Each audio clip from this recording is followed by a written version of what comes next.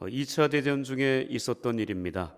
어느 날 체코슬로바키아의 비행기 조종사가 폭격기를 타고 독일의 카셀이라는 도시를 폭격하던 중에 독일군이 쏘아대는 대공포에 비행기 연료 탱크에 맞고 말았습니다. 보통 비행기 연료 탱크에 탄환이 맞으면 비행기가 곧 폭발하는 일이 벌어지고 자신은 죽을 것이라는 것, 이것을 너무나 잘 알고 있었는데 웬일인지 비행기에서 아무런 증상이 나타나지 않습니다. 그래서 조종사는 조마조마한 마음을 가지고 자기 부대로 돌아와 연료 탱크를 살펴보았습니다. 그랬더니 무려 11발이나 되는 탄환이 연료 탱크에 명중되어 있었습니다. 그런데도 연료 탱크는 폭파하지 않았습니다. 그것이 이상해서 어떻게 이런 기적과 같은 일이 일어났는지 그 탄환을 빼서 변기창에 맡겼습니다. 그랬더니 그 조사를 해본 결과 그 탄환 속에는 화약이 없었던 것이었습니다. 즉 전쟁이 장기화되자 경제적으로 너무 어려워진 독일은 화약마저 떨어져 탄환을 제대로 만들 수 없는 힘든 상황이어서 적군에게 위협용이라도 사용하려고 화약 없는 탄환을 만들어 쏠 수밖에 없었던 것입니다. 저는 이 이야기를 들으면서 화약 없는 빈 탄환과 같은 신앙인도 있을 수 있겠구나라는 생각이 들었습니다. 악한 사단에게 치명상을 주지 못하는 화약 없는 빈 탄환과 같은 위험용이나 전시용에 불과한 껍데기 신앙도 있다는 것입니다. 이것은 신앙의 겉과 속이 너무나 달라서 그 믿음의 온도차가 굉장히 크다는 것입니다. 즉 경건의 모양은 있지만 그 능력은 없는 그리스도인이 있다라는 이야기입니다. 뭔가 쉬지 않고 열심히 하는 것 같은데 전혀 파괴력이나 영향력이 없는 그런 무늬만 크리스천인 사람들이 있다는 이야기입니다. 어쩌면 이 자리에 앉아 있고 온라인으로 오후 예배를 드리고 있는 저와 여러분들의 모습일 수도 있습니다.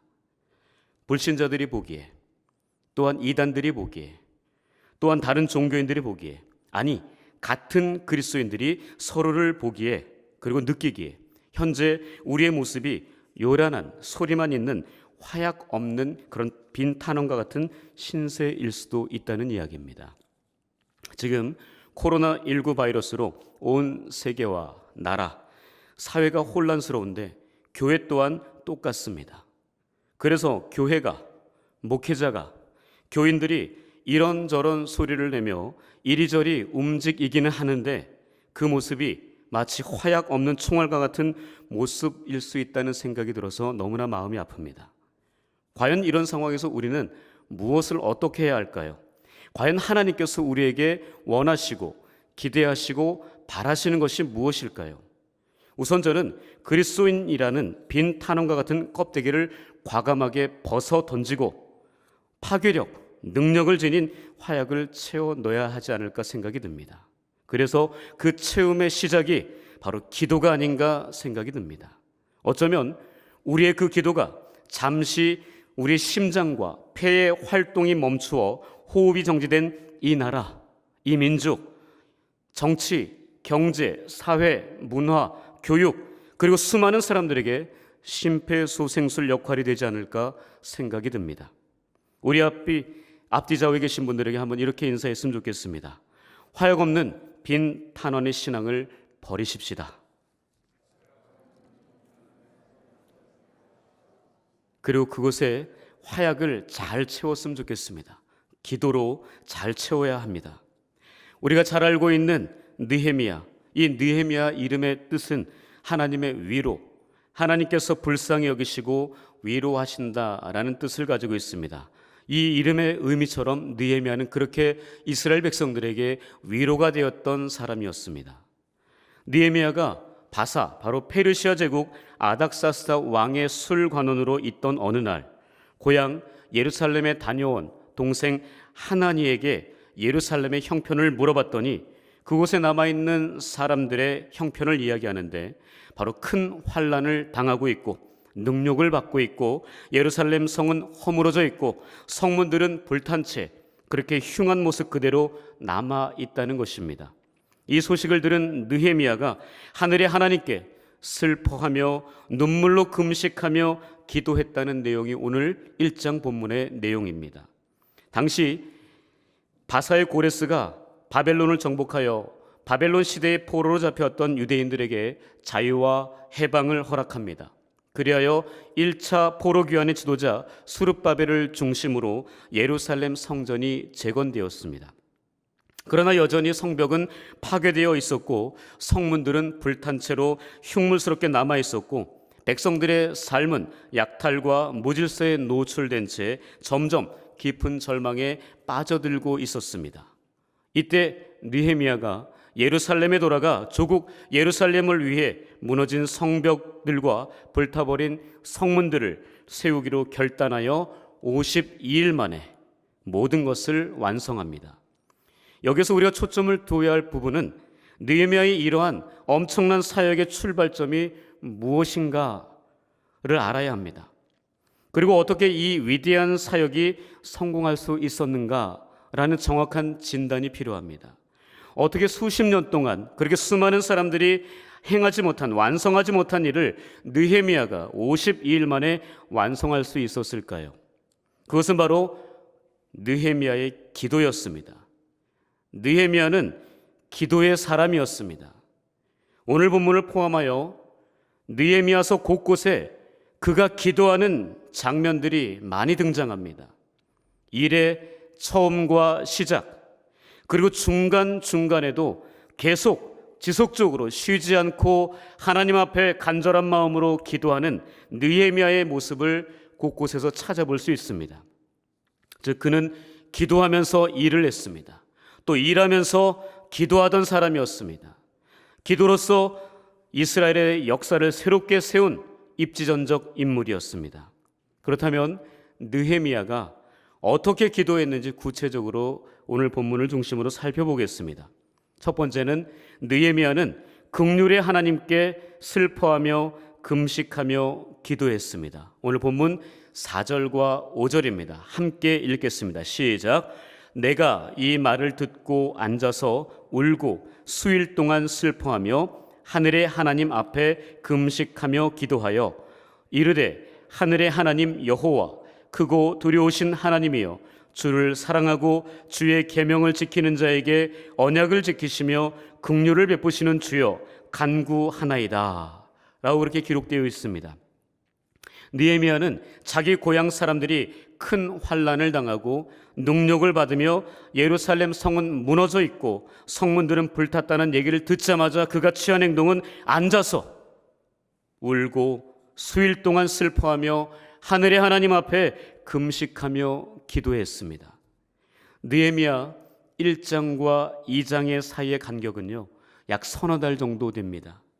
1장 보시면 사역을 준비하는 기도 기간이었고요. 그리고 2장은 실제로 그 기도대로 움직였던 그 모습을 볼 수 있습니다. 1장 1절에 기슬루월이라고 있습니다. 그 기슬루월은 초겨울을 이야기합니다.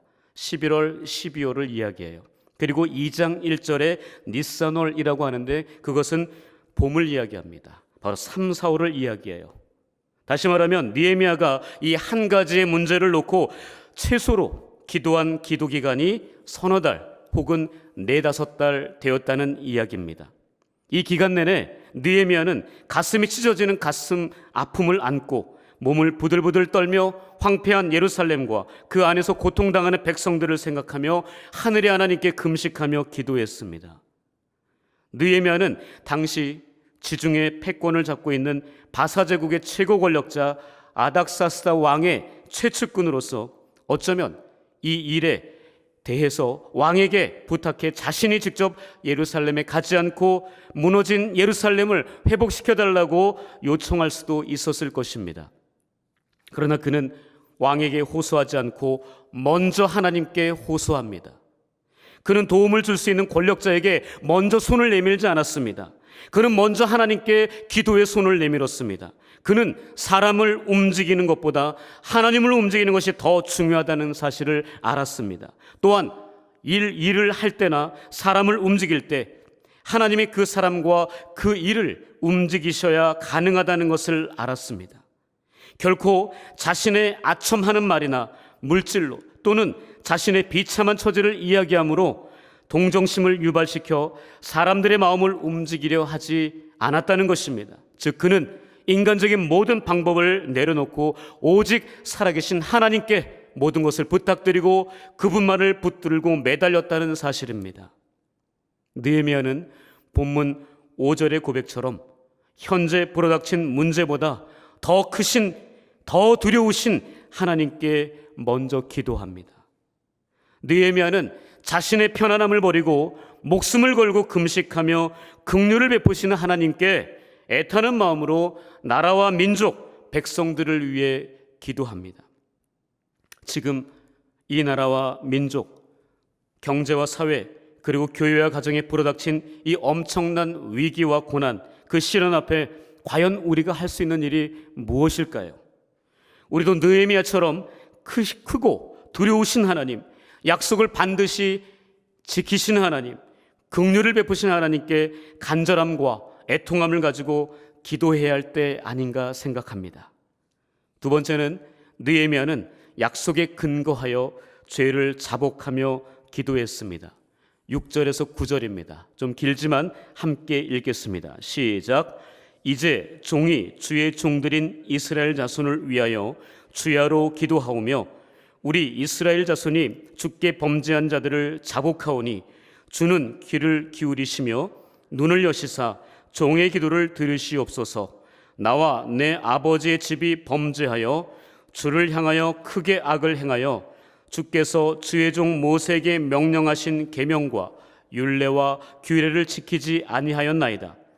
옛적에 주께서 주의 종 모세에게 명령하여 이르시되 만일 너희가 범죄하면 내가 너희를 여러 나라 가운데에 흩을 것이요 만일 내게로 돌아와 내 계명을 지켜 행하면 너희 쫓긴 자가 하늘 끝에 있을지라도 내가 거기서부터 그들을 모아 내 이름을 두려고 택한 곳에 돌아오게 하리라 하신 말씀을 이제 청하건대 기억하옵소서라고 기록되어 있습니다.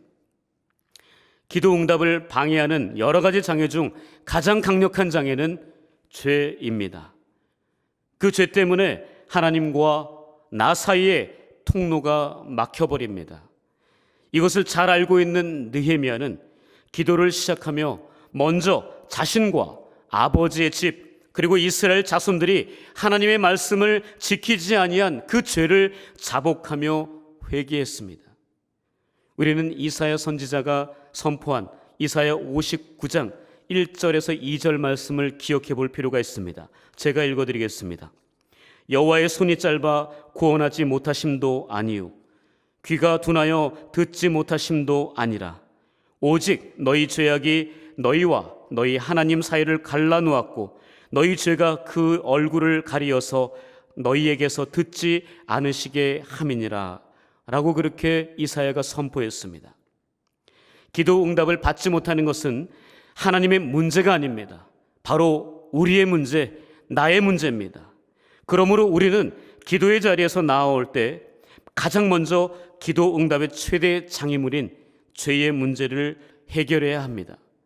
신실한 죄의 고백은 우리를 모든 죄에서 깨끗하게 하며 하나님과 우리 사이에 막힘없는 기도의 통로를 여는 것입니다. 그리고 느헤미야는 본문 8절과 9절에서 하나님의 약속에 근거하여 기도합니다. 그 근거의 말씀은 범죄한 백성들이 회개하고 다시 하나님의 말씀을 지키면 내가 택한 곳으로 돌아오는 회복을 허락하실 것이라는 모세를 통해 주신 말씀이었습니다. 응답받는 기도는 성경적 근거로 구하는 기도입니다. 야고보 사도는 구하여도 받지 못함은 정욕으로 쓰려고 잘못 구함이니라 라고 이야기합니다. 즉 응답받지 못하는 기도에는 잘못된 근거가 있다는 거죠. 그러므로 우리는 하나님의 말씀을 제대로 알고 그 말씀을 믿고 그 말씀을 붙들고 기도해야 합니다. 철로역정으로 유명한 존 버녀는 기도에 대해 이런 명언을 남겼습니다. 기도는 영혼의 방패요 사단을 향한 채찍이다. 우리는 이런 기도를 멈춰서는 안 되겠습니다. 우리 영혼을 사단의 불화살로부터 구원하는 방패와 같은 기도를 쉬지 말아야겠습니다. 또한 악한 사단을 대적할 수 있는 채찍과 같은 기도의 무기를 절대 놓지 말아야 할 것입니다. 그래서 기도는 명사가 아니라 동사라는 말을 합니다. 말로만 기도하자고 하지 말고 10분, 아니 5분이라도 진실하고 간절하게 기도하자는 겁니다. 그러므로 영혼의 방패와 악한 사단을 향한 채찍과 같은 능력의 기도는 하나님의 말씀을 근거로 하여 정직하게 회개하며 구하는 기도입니다. 코로나19가 전 세계를 덮쳐 죽음에 대한 공포와 미래에 대한 막연한 두려움으로 불안한 이 시대를 우리는 살아가고 있습니다. 이때 위대한 하나님의 사람들은 기도를 해야 한다는 것을 아는 사람이 아니라 지금 당장 무릎 꿇고 하늘의 하나님 앞에 간절하게 기도하는 사람입니다. 시시때때로 기도의 골방에서, 또한 교회 새벽에 나와서 수요 기도에 나와서 코로나19로 인한 그런 위기와 고난에 빠진 전 세계와 이 나라, 이 민족 정치, 경제, 사회, 문화, 교육을 위해서, 남과 북의 복음적 통일을 위해서, 어그러진 일본과 중국과의 관계 회복을 위해서, 또한 사랑하는 식구들, 교인들을 위해서, 가족들을 위해서 느헤미야처럼 마음의 옷을 찢고 창자가 끊어지듯 울부짖으며 기도해야 한다는 겁니다. 5만 번 기도 응답으로 그렇게 유명했던 조지 뮬러, 이런 말을 했습니다. 늙어갈수록 기도를 더 많이 하라. 그러해야 신령한 일에 냉랭해지지 않는다. 신앙의 연수가 더할수록, 교회의 직분이 높아갈수록 그 결에 맞게, 그 수준에 맞게 기도해야 한다는 것을 강조하고 있습니다. 우리 교회 126년 됐습니다. 우리는 5대, 6대 믿음의 가문들이 너무나 많습니다. 그러나 신앙의 연수가 많아질수록 어쩌면 신령한 일에는 냉랭해질 수도 있습니다. 또한 코로나19로 인해서 영적인 감각이 무뎌질 가능성이 매우 높습니다. 조지 뮬러의 말처럼 우리의 신앙이 냉랭해지지 않으려면, 영적으로 무뎌지지 않으려면 그 수준에 맞게, 그 결에 맞게 기도해야 한다는 겁니다. 바라기는 여기에 모인 연동의 모든 성도님들과 온라인으로 이 예배를 드리고 계신 모든 분들이 기도의 사람 느헤미야와 같이 하나님의 말씀을 근거로 자복하며 기도하여 화약이 없는 위험령의 빈 탄환이 아닌 화약이 가득 찬 강력한 탄환이 되어 현재의 모든 고난과 위기를 이겨나가는 그런 저와 여러분들이 될 수 있기를 주님의 이름으로 축복합니다. 기도하겠습니다. 하나님 감사합니다. 하나님, 우리가 나이가 먹어갈수록 더 기도해야 할 텐데, 하나님, 영혼의 방패가 된 그 기도를 해야 할 텐데, 사단을 향한 채찍과 같은 그 기도를 해야 할 텐데, 그 기도 쉬는 죄를 범하는 일이 없도록 우리 한 사람 한 사람 축복하여 주시옵소서. 정직한 자의 기도를 들으시는 그 하나님 바라보면서 날마다 기도에 매진할 수 있는 저희들 되게 하여 주시옵소서. 감사하며 살아계신 예수님의 이름으로 기도합니다. 아멘.